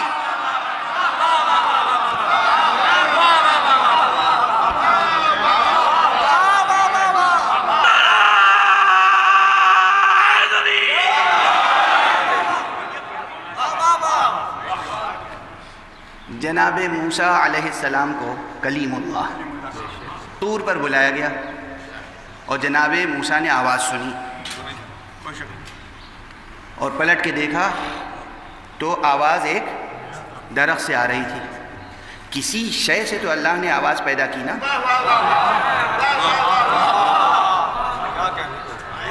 کسی شے سے تو پیدا کی۔ ابھی میں اس مسلمان کی سطح پر اتر کے گفتگو کر رہا ہوں جس سے بلند باتیں سمجھ میں نہیں آتی۔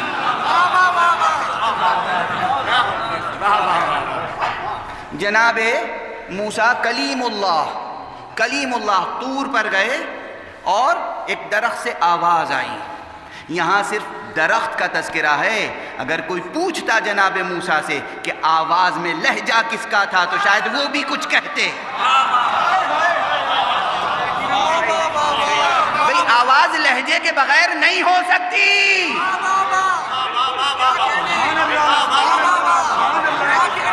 نہیں ہو سکتی۔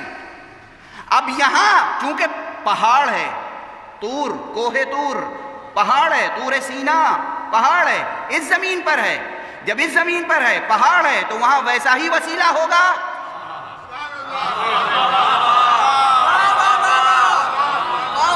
دست ادب جوڑ کے عرض کر رہا ہوں. عقل، منطق، سائنس اور حدیث و قرآن سب اپنے پیش نظر رکھیں اور یہ سمجھنے کی کوشش کریں. زمین پر گفتگو ہوگی تو وسیلہ ویسا ہی ہوگا، پہاڑ پہ گفتگو ہوگی تو وسیلہ ویسے ہی ہوگا. ٹھیک ہے، فضا میں گفتگو ہوگی تو وسیلہ ویسے ہی ہوگا. ساؤنڈ کے لیے جو میڈیا چاہیے وہ میڈیا اس جگہ کے مناسب حال ہونا چاہیے جہاں گفتگو ہو رہی ہے. توجہ ہے، اس جگہ کے مناسب حال ہونی چاہیے جہاں گفتگو ہو رہی ہے. تو جناب موسیٰ کلیم حق علیہ السلام سے گفتگو ہوئی کوہ طور پر تو درخت وسیلہ بنا. توجہ ہے. اب عموماً جو وسیلہ رہتا تھا اس وسیلے نے تو ساتھ چھوڑ دیا.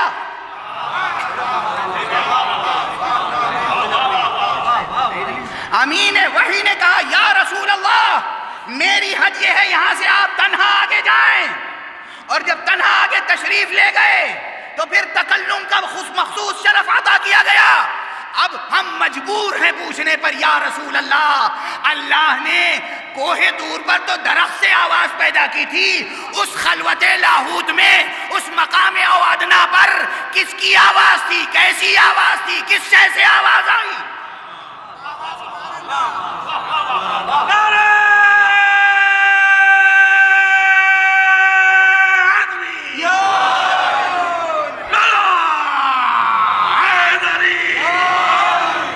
پوچھنے والوں نے پوچھا، بس طاقت ختم ہو گئی. پوچھنے والوں نے پوچھا اور پوچھنے والے ابو ذر نہیں تھے، پوچھنے والے سلمان نہیں تھے، پوچھنے والے غالباً مقداد بھی نہیں تھے، پوچھنے والے عمار یاسر نہیں تھے. یہ حدیث جو نقل ہوئی ہے وہ نام یاد رکھیے گا، اخطب خوارزم. یہ بزرگوار شیعیان اہل بیت میں سے نہیں شمار ہوتے ہیں، علماء عامہ میں شمار ہوتے ہیں. اخطب خوارزم انہوں نے اپنی 2 کتابوں میں یہ روایت نقل کی ہے، اور روایت ہے جناب عبداللہ ابن عمر سے. جناب عبداللہ ابن عمر ابن خطاب فرماتے ہیں کہ پوچھنے والوں نے رسول اللہ سے پوچھا کہ یا رسول اللہ بِأَيِّ لُغَةٍ خَاطَبَكَ رَبُّكَ، آپ کے رب نے کس زبان میں آپ سے گفتگو کی، خطاب کیا؟ تو فرمایا کہ خاطبنی ربی بلغت علی ابن ابی طالب.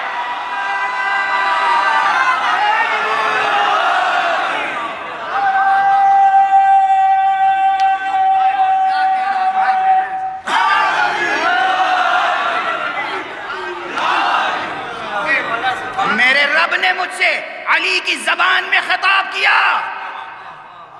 روایت کو مختلف طریقوں سے زیر بحث لانے والے کبھی کبھی کہتے ہیں کہ بھائی یہ عجیب لوگ ہیں، عجیب روایت ہے. روایت تو آپ ہی کی ہے، عجیب لوگ ہیں، عجیب روایت ہے. یہ کہتے ہیں کہ علی کی زبان، علی کی کوئی مخصوص زبان تھی کیا؟ اب یہ بھی سمجھانے کی بات ہے، آپ کو اردو نہیں آتی؟ اردو میں میر اپنی زبان پہ ناز کرتا ہے، غالب اپنی زبان پہ ناز کرتا ہے، انیس اپنی زبان پہ ناز کرتا ہے. سب اردو میں گفتگو کرتے ہیں مگر ہر ایک اپنی زبان کی انفرادیت کا قائل ہے.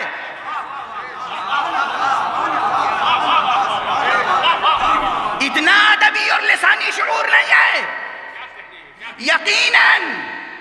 یقیناً اس روایت پر کسی قسم کے اعتراض کی گنجائش نہیں ہے، اس لیے کہ وہاں جب گفتگو ہوئی تو کوئی گفتگو ہوئی، قرآن نے کہا گفتگو ہوئی، قرآن نے کہا وحی نازل ہوئی اور ناز کیا، جو چاہا گفتگو کی. جب گفتگو ہوئی تو کوئی موضوع ہوگا، جب گفتگو ہوئی آواز آئی تو کوئی لہجہ ہوگا. خدا کو جو نورانیت میں محمد کا شریک ہو، جو نورانیت میں محمد کا شریک ہو، وہی اسی کا لہجہ اس عالم میں گونج سکتا ہے جہاں محمد کے علاوہ جبرائیل کا قدم بھی نہیں جا سکتا.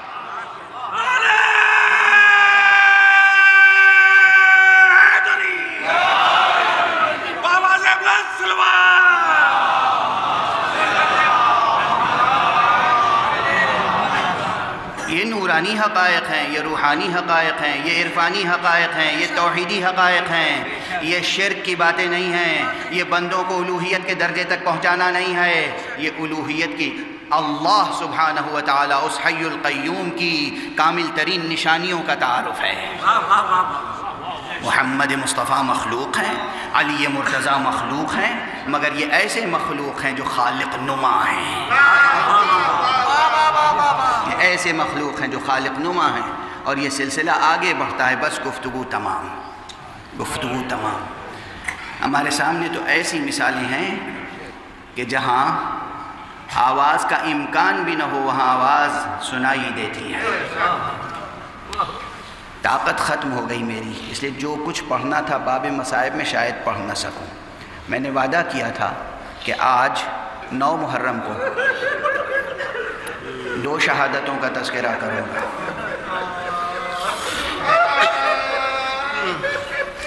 ایک امامت حسین کی وہ سب سے بڑی نشانی جو بظاہر سب سے چھوٹی تھی،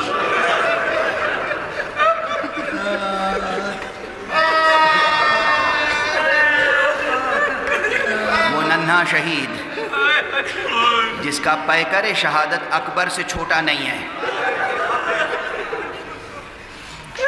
اکبر کی اپنی شان ہے مگر اصغر کی اپنی شان ہے۔ وہ شیر خوار جو کئی دنوں سے پیاسا تھا، بھوکا تھا، ماں کا دودھ بھی خشک ہو چکا تھا، ہونٹ خشک ہو گئے تھے، زبان میں کانٹے پڑے ہوئے تھے، غشی کی کیفیت تھی۔ جیسے ہی امام کی آواز استغاثہ بلند ہوئی،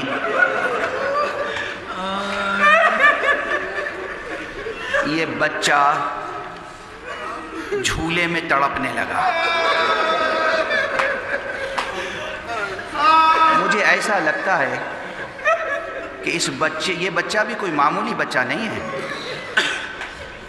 یہ مریم کا بچہ نہ صحیح مگر رباب کا بچہ ہے۔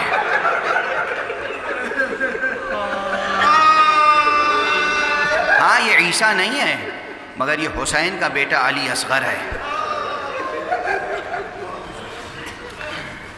یہ بھی اللہ کی عظیم نشانیوں میں سے ہے، اللہ کی بڑی نشانیوں میں سے ہے۔ ایسا لگتا ہے اس بچے کے حافظے میں بابا کی آواز تھی۔ جب حسین مدینے سے نکل رہے تھے تو کہتے ہیں کہ یہ بچہ اپنی ایک بہن کی آغوش میں تھا، بہن سے جدا نہیں ہو رہا تھا۔ حسین نے، سب نے کوشش کی، پھوپھی نے کوشش کی، دوسری بہنوں نے کوشش کی، ماں نے کوشش کی، سب نے کوشش کی، لیکن یہ کسی کی گود میں آ نہیں رہا تھا۔ سب کے آخر میں حسین قریب آئے، بچے کے کان میں کچھ کہا اور بچہ ہمک کے بابا کے سینے سے لپٹ گیا۔ اجرکم علی اللہ، اجرکم علی اللہ۔ میرے والد ماجد فرمایا کرتے تھے، عجب نہیں آقا نے یہ فرمایا ہو، بیٹا تیرا نام بھی محضر شہادت میں ہے۔ یہ آواز اصغر کے حافظے میں موجود تھی، یہ آواز اصغر کے کان میں پڑی ہوئی تھی کہ بیٹا تیرا نام بھی محضر شہادت میں ہے۔ اس لیے جب آقا نے آواز بلند کی، حل من ناصر ینصرنا، کوئی مددگار ہے جو ہماری مدد کرے؟ حل من مغیث یغیثنا، کوئی فریاد رس ہے جو ہماری فریاد کو پہنچے؟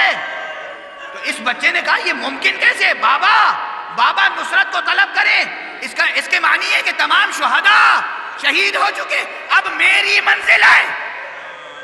بچے نے خود کو جھولے سے گرا دیا، خیمے سے شور گریہ بلند ہوا۔ امام تشریف لائے، بچے کو لے گئے اور بچے نے عجب جہاد کیا ہے۔ بچے نے عجب جہاد کیا ہے۔ میں ایک جملہ عرض کر رہا ہوں، ادبی ذوق رکھنے والے اس جملے کو حفاظت سے رکھ لیں گے اپنے پاس۔ خدا کی قسم، بچے نے عجب جہاد کیا ہے، عجب زبان میں اور عجب لہجے میں پیغام رسانی کی ہے۔ کہتے ہیں کہ جب تیر آ کر گلے پر لگا ہے تو بچہ مسکرا دیا۔ میں ایک جملہ عرض کروں،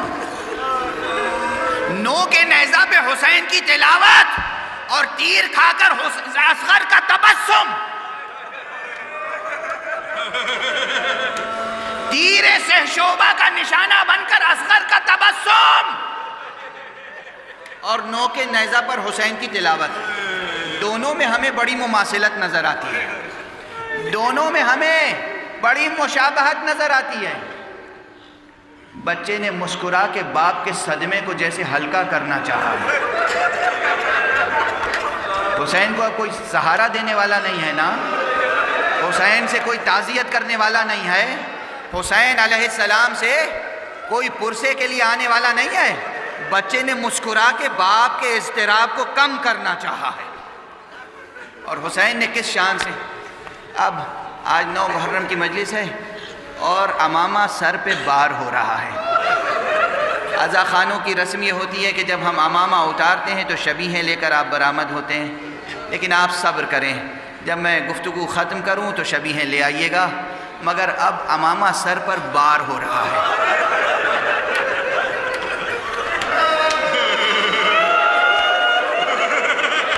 عشرہ گزر گیا، اب جسے زندگی ملے گی وہ اگلے برس محرم میں یہ سعادت پائے گا۔ بچے نے، چھمائے نے باپ کے ہاتھوں پر تیر سہشوبہ کے ذریعے سے جام شہادت نوش کیا ہے۔ بچہ مسکرا دیا، حسین بچے کو لے کے آئے اور خیمے گاہ کی طرف جاتے تھے اور پلٹتے تھے، آگے بڑھتے تھے اور واپس آتے تھے، بار بار فرماتے تھے انا للہ و انا الیہ راجعون، رضا بقضائہ و تسلیما لامرہ۔ خدا کی قسم کیا جملہ ہے، خدا کی قسم کیا انداز ہے۔ میں اس منبر پر برابر یہ جملہ کہتا رہا ہوں، جیسے حسین یہ بار امانت ہاتھوں پر لے کر ناز فرما رہے ہیں، چشم فلک دیکھ، دیکھ حسین کے صبر کو دیکھ، حسین کی طاقت کو دیکھ، حسین کے تحمل کو دیکھ، یہ بار مصیبت حسین کے ہاتھوں پر ہے اور رضا کے ساتھ ہے۔ کیفیت یہ ہے کہ ہم سر تسلیم خم کیے ہوئے ہیں، ہماری رضا رضائے حق میں ہے۔ حسین بچے کو بلا کر خیمے گاہ کے دروازے پر لے کر آئے اور ماں نے آخری دیدار کیا۔ ماں نے بس ایک جملہ کہا، بنیا مثلک ینحر،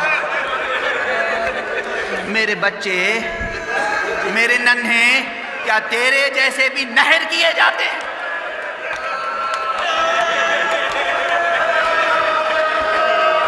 اجرکم علی اللہ، اجرکم علی اللہ۔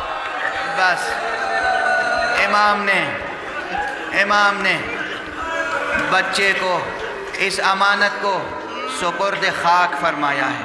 اگر اسی مقام پہ ٹھہر کے گفتگو ہو تو قیامت خیز گفتگو ہے، قیامت خیز گفتگو ہے، لیکن اب گفتگو کی مجھ میں طاقت نہیں ہے، اس لیے میں مرحوم شاعر سفینہ حضرت قاسم شبیر نقوی نصیر آبادی کا ایک شعر نقل کر کے آگے بڑھ رہا ہوں۔ تمام سننے والے یہ شعر یاد رکھیں گے، کربلا کا مطالعہ کرنے والے یہ شعر یاد رکھیں گے، غور کریں گے۔ کہتے ہیں حشر تک سوچ عدل انسانی،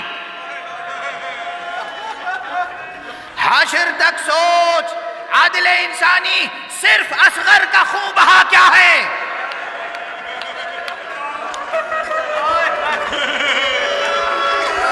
حشر تک سوچ، حشر تک سوچ عدل انسانی، صرف اصغر کا خون بہا کیا ہے؟ اصغر کو سپرد لحد کر کے تشریف لائے، آخری خطبہ ارشاد فرمایا، اللہ اکبر، کیا شان امامت ہے، کیا کرم معصوم ہے، کیا لطف ہادی ہے۔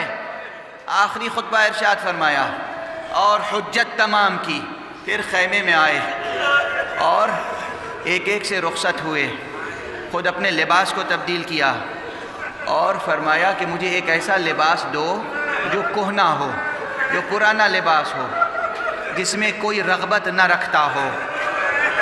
تاکہ قتل کے بعد جب مجھے برہنہ کیا جائے، جب میرے لباس کو سلب کیا جائے، لباس لوٹا جائے، عبا و عمامہ اور ردا لوٹی جائے، تو وہ لباس میرے جسم پر رہے۔ امام نے لباس تبدیل کیا، ایک ایک کو نصیحت فرمائی، جناب سید سجاد کے پاس آئے۔ سید سجاد غشی کی کیفیت میں ہیں، سید سجاد غشی کی کیفیت میں ہیں۔ پھوپھی زینب نے بیدار کیا، سید سجاد نے بابا سے گفتگو شروع کی، کہا بابا جب بھی آپ میرے پاس آتے تھے آپ کے ساتھ عباس ہوتے تھے، آپ کے پاس چچا عباس ہوتے تھے، آپ کے ساتھ بھائی علی اکبر ہوتے تھے، آپ کے ساتھ بھیا قاسم ہوتے تھے۔ آقا بابا تنہا کیوں نظر آ رہے ہیں؟ امام نے کہا بیٹے سب قتل کر دیے گئے، مردوں میں اب کوئی تمہارے اور میرے علاوہ باقی نہیں ہے۔ یہ جملہ سنا تو جناب سید سجاد نے کہا پھوپھی اماں مجھے ایک عصا لا کے دیجئے، مجھے شمشیر دیجئے۔ امام نے کہا بیٹا یہ عصا اور شمشیر کس لیے؟ کہا عصا کا سہارا لے کر شمشیر سے جہاد کروں گا تاکہ فرزند رسول کے قدموں میں نثار ہو جاؤں۔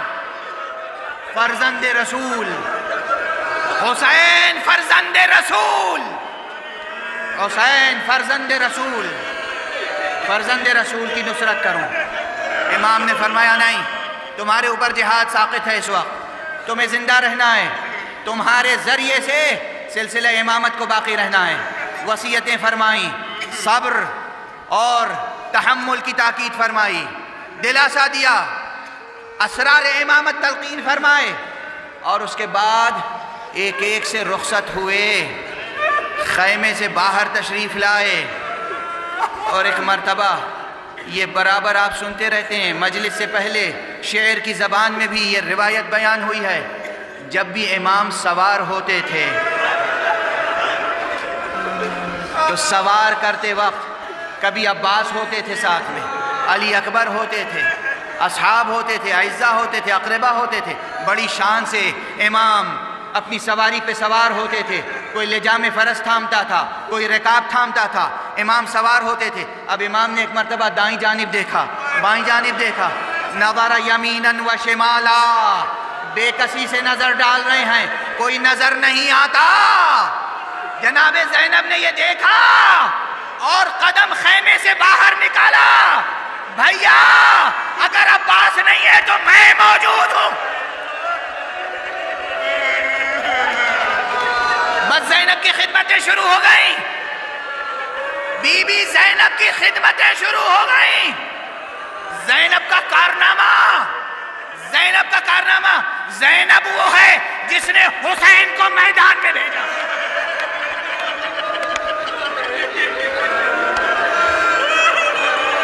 زینب وہ ہے جس نے حسین کو میدان میں بھیجا ہے۔ حسین گھوڑے پہ بیٹھے اور اس کے بعد پھر رخ کیا خیمے کی طرف، یا سکینہ،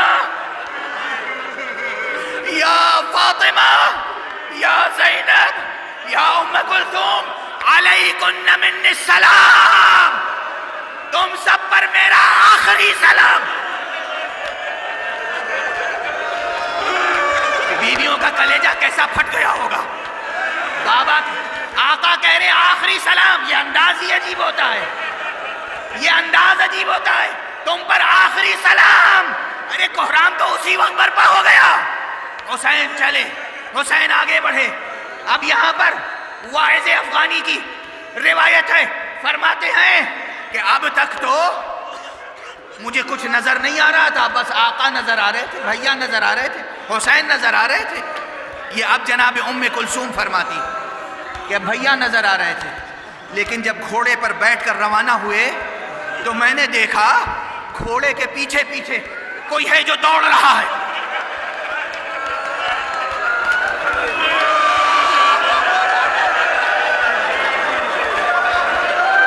مجھ سے ٹھہرا نہیں گیا، میں خیمے سے باہر آ گئی۔ میں نے کہا بھیا بھیا، حسین رکے۔ کہا بھیا یہ میں کیا دیکھ رہی ہوں؟ کہا بہن جب اکبر میدان میں گئے تھے تو اکبر کے گھوڑے کے پیچھے میں دوڑ رہا تھا اس لیے کہ اکبر میرا فدیہ تھا. مجھے میرے نانا رسول اللہ رخصت کر رہے ہیں.